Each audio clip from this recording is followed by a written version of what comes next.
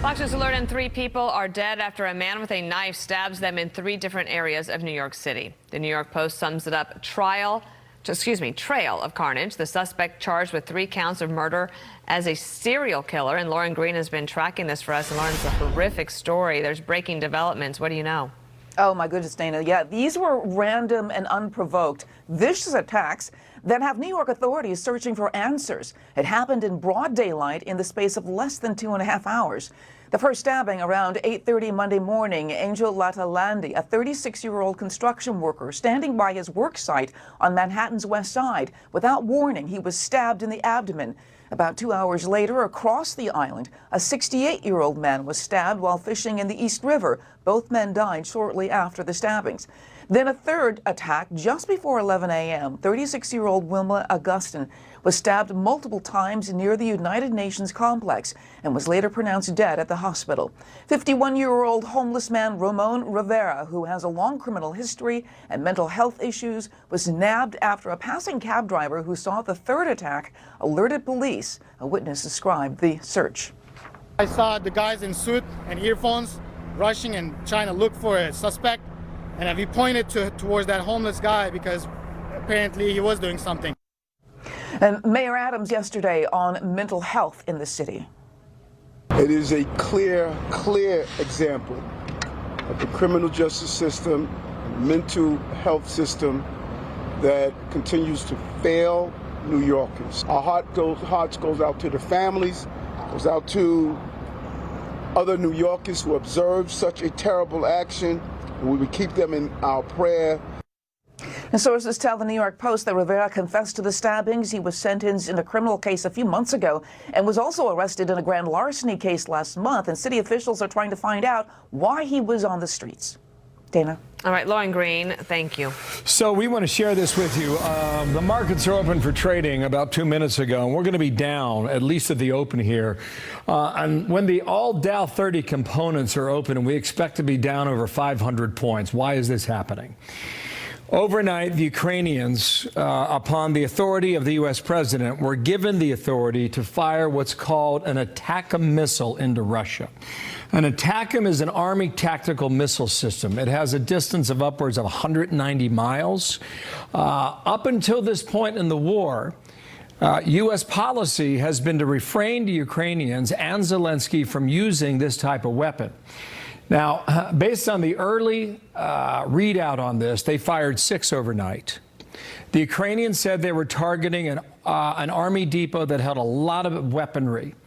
And they said there were secondary and third explosions there. The Russians are claiming that they shot 5 out of the 6 ATACMS out of the air. So when the dust settled, the Russians now are talking about their own nuclear charter and when and how they use it. So that's what's happening in the Ukraine war. We're going to keep a close eye on this story. We'll bring in Dan Hoffman next hour to bring us up to speed on what we need to pay attention to. But it appears, however, that conflict may be going to a new level. We'll see. Dana. And also this story, the Pennsylvania Supreme Court striking down a Democratic push to count undated mail-in ballots. The ruling seen as a victory for Republican Senator-elect Dave McCormick as he heads toward a recount against Democratic incumbent Bob Casey. Karl Rove joins us now. The Pennsylvania governor did side with well, basically against illegal ballot counting. Let me read this to you. He said, any insinuation that our laws can be ignored or do not matter is irresponsible and does damage to faith in our electoral process. The rule of law matters in Pennsylvania. It is critical for counties in both parties to respect it. Do you imagine that this might get resolved soon, Carl? Well, absolutely it'll get resolved. This was a last-ditch effort by 5, I think, jurisdictions, Democratic jurisdictions, to count ballots that are in violation of explicit state requirements, state laws that say you have to have a date on the ballot and so forth. They have specific requirements. This is one of the more extraordinary comments. The board chairman in Bucks County, a Democrat named Diane Ellis Marscalia, said, in announcing a 2-to-1 vote to count the illegal ballots, said people violate laws anytime they want. So for me, if I violate this law, it's because I want a court to pay attention. She said this recently.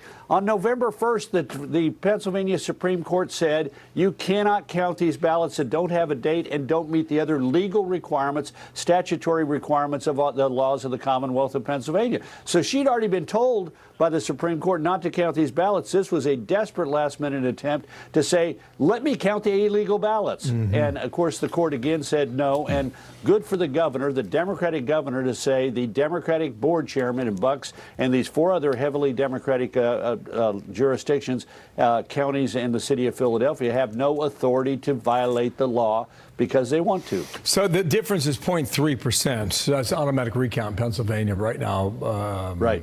Casey's down 17,500. Another story here. Jared Polis is the Democratic governor in Colorado. I want to run through a couple things here.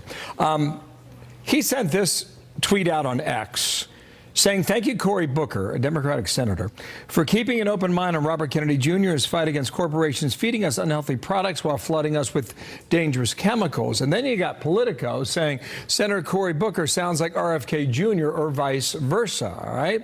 And then you got Cory Booker coming out and saying that food in America is not good for you. Go ahead and roll this video from X.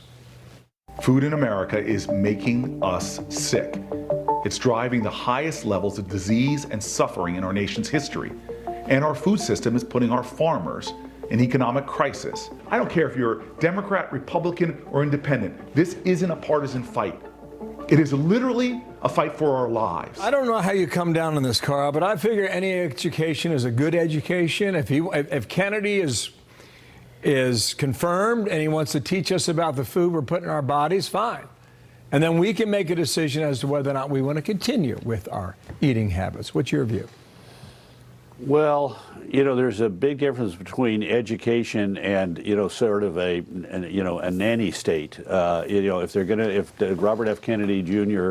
becomes Secretary of Health and Human Services and starts to tell us not to have Big Macs or Whataburgers, I'm not certain that the American people are going to react in a particularly positive fashion.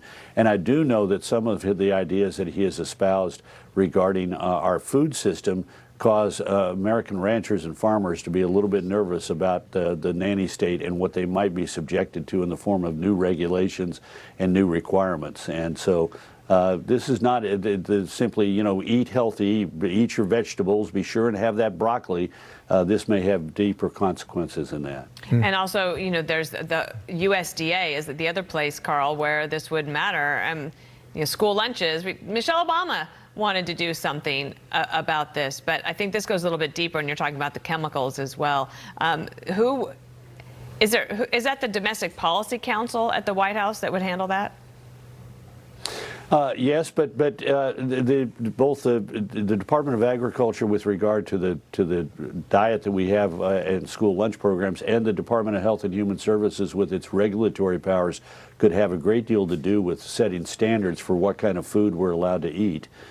So yeah, this should not be taken lightly. I thought it was interesting, though, that you have Governor Polis, a Democrat from Colorado, who is a very interesting, some would say quirky person, coming out to the defense of Robert Kennedy and working, it looks like, calling members of Congress, or at least thanking members of Congress for having said things that are constructive in support of Robert F. Kennedy. This is one nomination of President Trump that apparently has bipartisan support. Yeah, very interesting. We'll see how maha we get, Carl.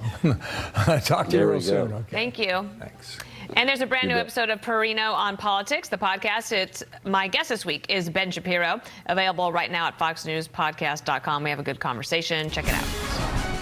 Dana reads sports. Well, it was a battle for bragging rights in the Lone Star State. 2nd and 6. Rush. Ball knocked out of his hand and ends up in the arms of Guyton. He gets it knocked out by Petrie, and the return for the touchdown by Derek Barnett.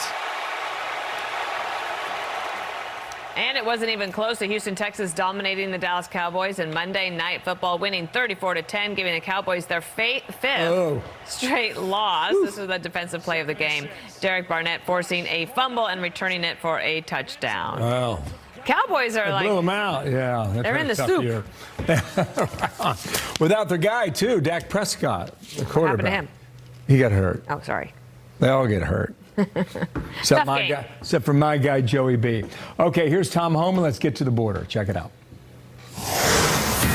I want you to listen to that tape of that young lady fighting for her life, fighting for her breath. She did not want to die. He should have been arrested by ICE in New York City, but they're sanctuary city. He should never be in the country. Okay, so that is the incoming border czar, Tom Homan, on the murder of Laken Riley in Georgia. Illegal immigrant accused in court right now. We are watching that with a camera in the courtroom. And right now on Fox Nation, on The Nation, a must-see series, Martin Scorsese presents The Saints. It's a docudrama, explores 8 of the more famous saints in history, exclusively only on Fox Nation. And here now is a preview for you. You believe you were sent by God? Yes.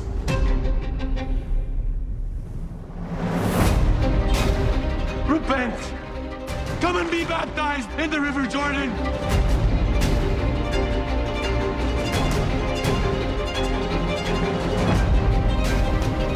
I speak in the name of the one true God!